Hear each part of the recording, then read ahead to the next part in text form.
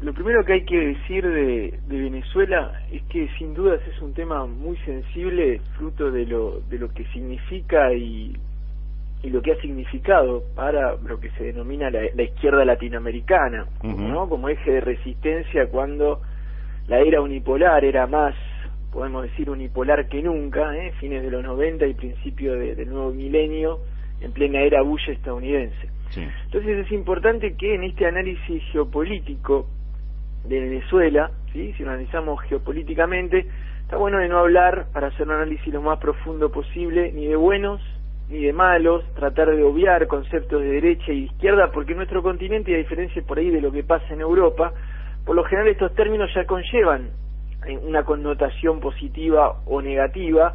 Entonces, por este tipo de análisis no me parece conveniente tener una visión unilateral, ¿no? Porque si no se transforma en algo muy simplista. Para hablar de Venezuela, hacemos un muy breve recordatorio, pero ultra rápido, de la historia de Venezuela. Recordemos que Venezuela en 1958 se hace el pacto del punto fijo, ¿no?, que son los dos partidos políticos principales que tiene Venezuela, que es el COPEI y la Acción Democrática, que tenía antes de la llegada del chavismo, donde se ponen de acuerdo, digamos, para hacer una alternancia del poder, pero que sin que esto signifique en ningún momento un cambio de la aplicación sistemática de la política que se venía aplicando. Este proceso finaliza de manera muy violenta en el 89 con el Caracazo, ¿sí?, unas protestas sociales, cuando empieza un poco a Venezuela a sufrir los impactos de la época ultraliberal, y se producen oficialmente 300 muertos y de manera no oficial se habla de más de miles de muertos. Llega Chávez, revoluciona el país, revoluciona el continente, aprovecha, esto es importante decirlo, también aprovecha la época de la bonanza para América Latina y un precio alto del petróleo en general, lo estoy diciendo, que le permite no redistribuir dentro de su población, logrando reducir la pobreza extrema en más de un 20% largo, 20%, uno de los más altos de la región. Se muere Chávez y le toca a Nicolás Maduro, ¿sí?, reemplazar al irreemplazable. Y además, Maduro tiene como dos desventajas. Una, que ya dijimos, le toca reemplazar al irreemplazable, y lo otro es que justo además este nuevo mandato que asume Maduro coincide con el fin de un ciclo económico para el país. Y además de todo, coincide con esto que después vamos a desarrollar, que es la baja del petróleo. Entonces, la oposición, frente a esta posibilidad de decenios, años y años de derrota frente al chavismo, dice: esta es la mía, es ahora o nunca. Maduro gana unas elecciones muy apretadas, la oposición nunca reconoce la victoria de Maduro. Recordemos, había anecdóticamente, trágico, 9 militantes oficialistas muertos aquella noche. Después, si pasamos a la actualidad de Venezuela, uno puede hacer como un análisis ya viendo que en el 2014 hubo 43 muertos, y que lamentablemente los muertos están de los dos lados, y hay bastante también muertos a nivel de las fuerzas del orden. Si uno se pone del lado del oficialismo, o sea, del chavismo, ¿qué es lo que denuncia el chavismo? El chavismo denuncia un manijeo mediático nacional e internacional infernal, injerencias extranjeras de Canadá, Estados Unidos y España, a través de los famosos apoyos a las ONGs que entran en los territorios tipo caballo de Troya, haciendo lo que se hicieron en las revoluciones naranjas en Ucrania o en Georgia, con lo que llaman los golpes de Estado soft, ¿no? Mediante la utilización de técnicas no violentas, ¿no? Una estrategia que consiste a soplar las brasas, pero también reconozcamos que las brasas tienen que existir, ¿sí? Es, como dijimos, una estrategia que ya ocurrió en Ucrania y en Georgia. Frente a esto, también se denuncia el complot de los sectores privados para ocasionar tantos corridas económicas como desabastecimiento, También se denuncia un complot político llamado La Salida, que es directamente un complot, un movimiento que intenta sacar a Maduro del poder. Increíble en estos tiempos de democracia que todavía se piense que es conveniente para un país que un presidente elegido democráticamente, le guste o no a la gente, no termine su mandato. ¿Sí? Sí, sí. Y si nos ponemos del lado de la oposición, porque también está bueno ponerse del lado de la oposición, que se denuncia una economía muy complicada con un dólar oficial aprox, estoy diciendo porque esto va y viene, 7 bolivarianos y el oficioso por arriba de los 150, esto genera, sobre todo para las clases medias, que también suman, una falta de visibilidad económica que perjudica. Denuncian también la problemática del desabastecimiento, ¿sí? Podemos decir respecto a la problemática del desabastecimiento que esto se da por dos razones principales. Voy a ser muy breve porque es más complicado. Uno, porque efectivamente se puede decir de que hay especulaciones que hacen los sectores privados para, como se dice, agudizar las contradicciones, el malestar social, para que justamente el chavismo pierda puntos con la población. Pero de otro lado, hay una realidad, es que el chavismo es fruto de su propio éxito. ¿Por qué? Porque saca en poco tiempo una gran cantidad de gente de la pobreza, los que los transforma en consumidores, y la producción no sigue el ritmo de esa masa que viene saliendo de la pobreza. Se tienen que acelerar las importaciones, al haber crisis económica y el problema con el dólar, todo esto complica. Por eso también se dice que el desabastecimiento, ¿sí?, o los problemas energéticos es fruto del propio éxito del chavismo. Si uno habla de Venezuela, ¿sí?, está bueno, uno no puede dejar de nombrar el petróleo. Y acá es importante que los oyentes, me parece, hagan una reflexión, porque uno lo primero que dice es, bueno, ¿qué es Venezuela? ¿Venezuela qué tiene? ¿Una bendición o una maldición petrolífera? Para que la gente tenga una idea de la cantidad de reservas petrolíferas que tiene Venezuela, ¿sí? Venezuela tiene 300.000 millones de barriles de petróleo de reservas probadas, ¿sí? Como los números no dicen nada, yo lo que le voy a decir es cuánto tiene el segundo en América del Sur que le sigue, que es Brasil. Venezuela tiene 300.000 millones, Brasil tiene solamente 15.000 millones. Venezuela tiene casi 20 veces más que todo Brasil, ahí, en ese pequeño país. Entonces, los grandes problemas que tienen los países petrolíferos, ¿sí?, es que están acostumbrados a transformarse en algo monoexportadores de petróleo, y la industria nacional casi siempre en este tipo de país se ve muy disminuida y prácticamente no existe. Por más que el chavismo ha tratado de trabajar esto que yo digo lo sabe todo el mundo, no hay ninguna novedad. El chavismo ha tratado de trabajar el tema de la industria nacional, pero no ha podido salir de esto. Después lo segundo que pasa también es que, esto es muy importante también, es una reflexión ya un poquito más geopolítica, podemos decir, que es importante entender de que además el país vive de unos recursos cuya extracción le hace mal al planeta. Le hace mal al planeta por la emisión de dióxido de carbono y además de todo, después estratégicamente, el tema de los hidrocarburos es una cosa que a largo plazo van a dejar de existir. Entonces, ¿qué tan bueno está para una población estar dependiendo de algo que es tóxico para tu medio ambiente, o sea, que perjudica a todos, y que encima estratégicamente está llevado a dejar de existir?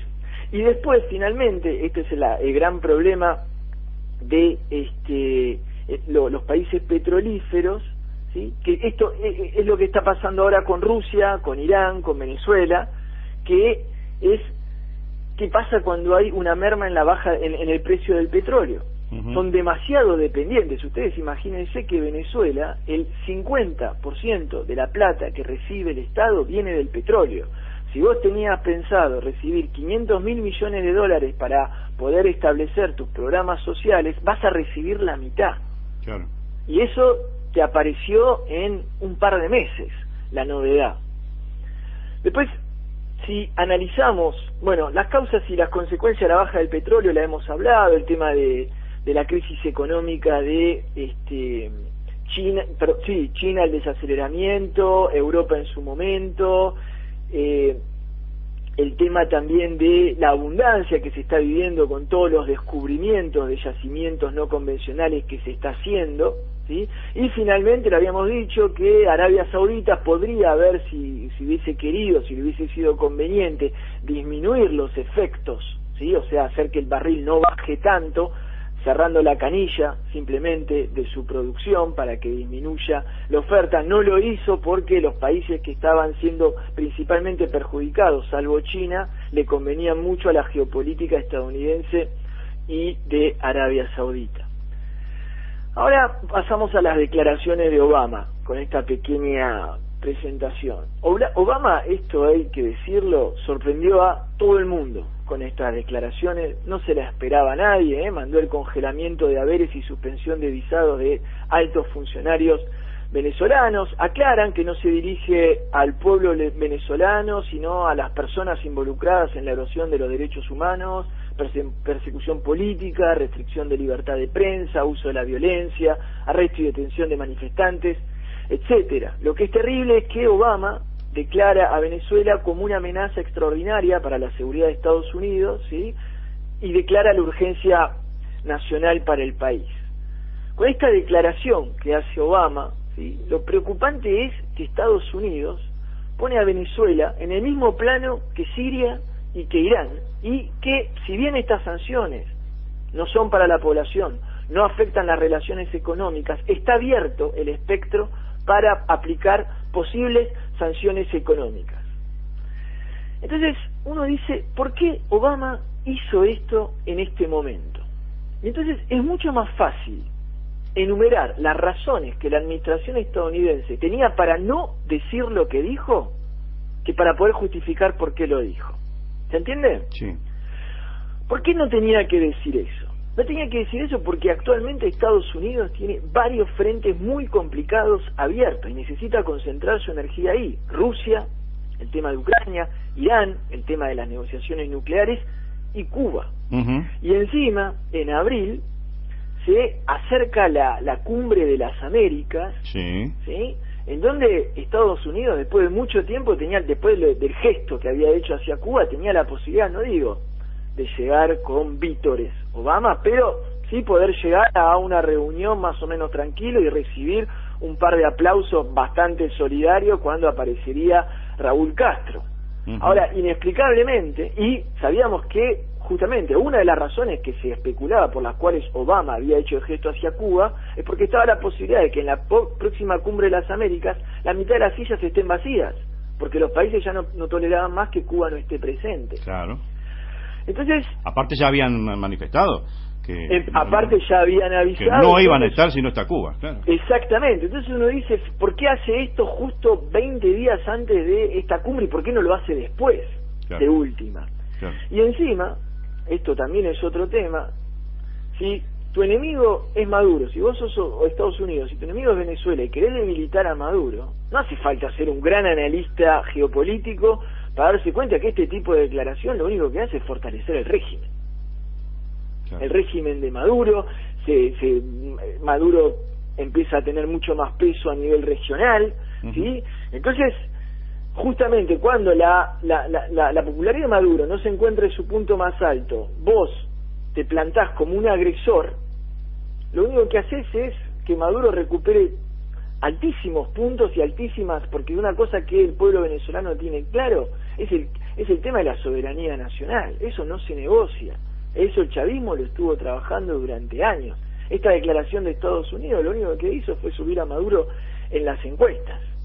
Entonces uno dice, ¿por qué Obama hizo esto? Entonces hay dos lecturas. Ya dijimos que no había razones para hacerlo, pero bueno, lo hizo. ¿Por qué lo hizo?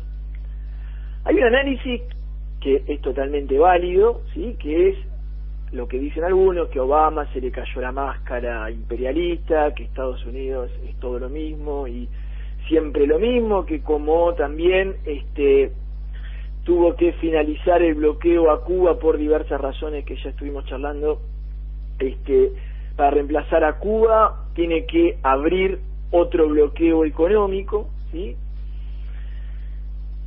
Esa es una lectura que es totalmente válida, pero también se contradice, porque si fuese una política imperialista, ¿cómo se explica que Netanyahu acaba de ganar las elecciones en Israel y las declaraciones del gobierno estadounidense han sido de un congelamiento, ¿sí? Diciendo que le preocupaba muchísimo el discurso y la propaganda divisionista que había tenido el gobierno de Netanyahu, diciendo que había triunfado la política del miedo en Israel? Imagínense esas declaraciones del portavoz de Estados Unidos.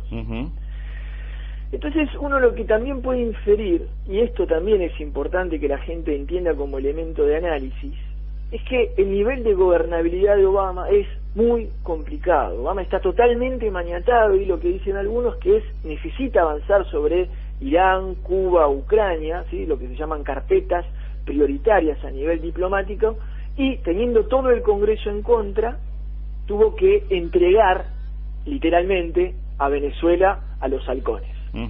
Esa es otra lectura que hacen algunos, ¿sí? Como diciendo, bueno, pará, le vino a decir la gente de los republicanos a la derecha, pará, ya tuviste Cuba, estás armando el zafarrancho con Irán, dejanos a Venezuela. Claro. Tenés que decir esto y esto y esto y esto. Vamos a ver qué es lo que pasa. Además uno imagina también Obama en su despacho, Venezuela ahí, y viene la gente diciéndole, no, porque en Venezuela pasa esto, pasa lo otro, hay desabastecimiento, hay corrupción, hay represión. Entonces Obama uno imagina, bueno, diciendo, pero sí, pero hermano, esta gente gana siempre las elecciones. ¿Cómo me decís esto? No, lo que pasa es que las elecciones son corruptas. Sí, pero ya ganaron como 14 elecciones.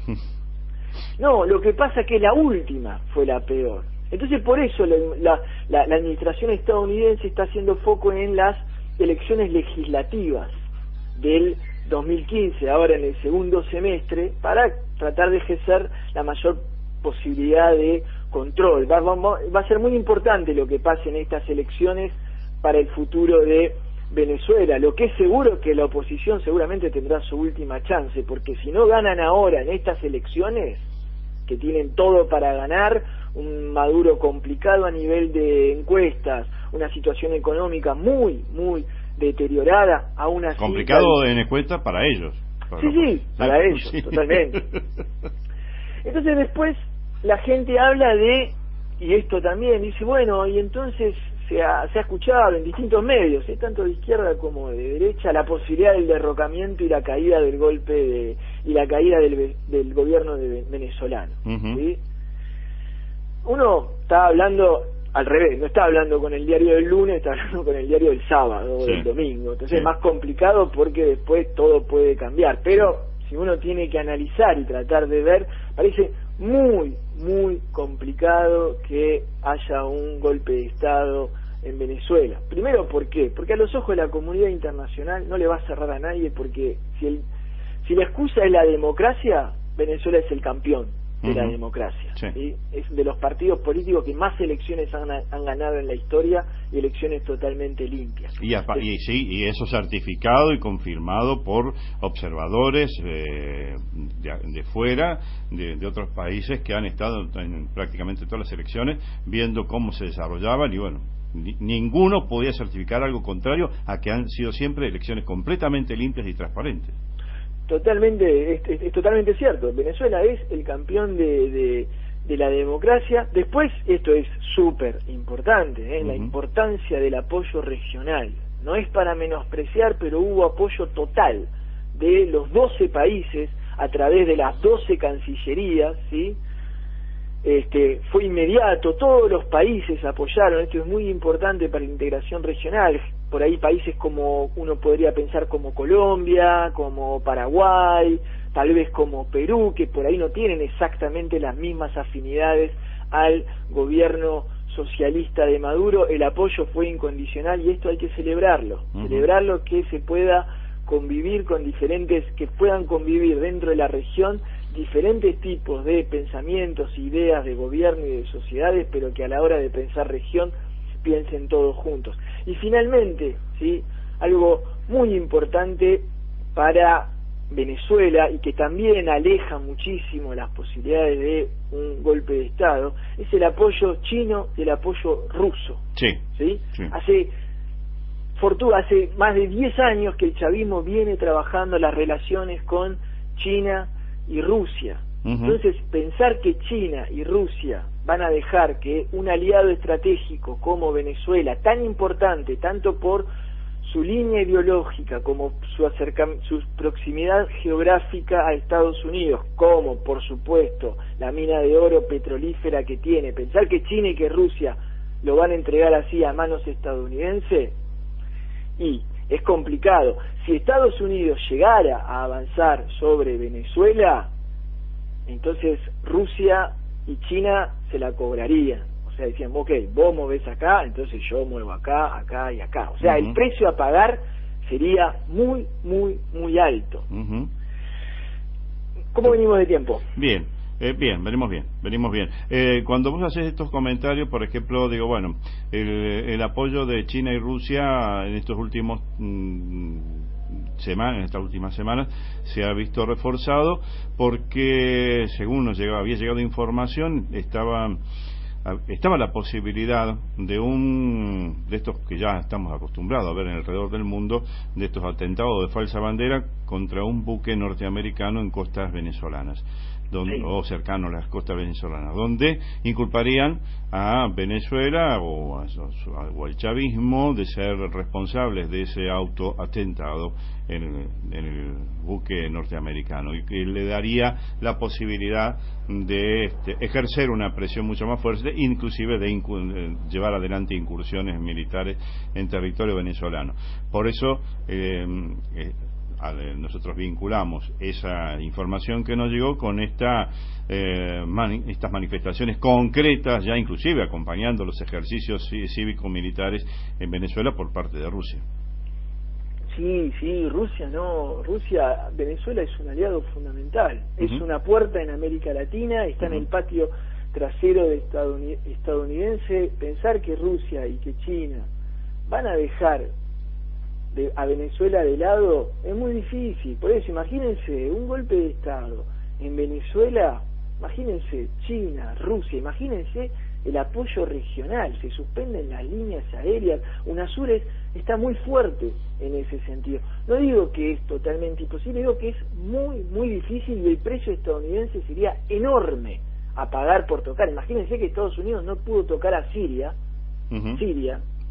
por el veto estadounidense y ruso, por el veto chino y el veto ruso. Recordémosle a la gente que en esta sociedad donde Occidente trata de globalizar la democracia y los derechos humanos, ¿sí?, con el aparato de la ONU, hay 5 países, de 170 y pico, hay 5 países que deciden la guerra y la paz en el mundo: China, Rusia, Francia, Alemania e Inglaterra, ¿sí? Eso es la democracia en la cual vivimos.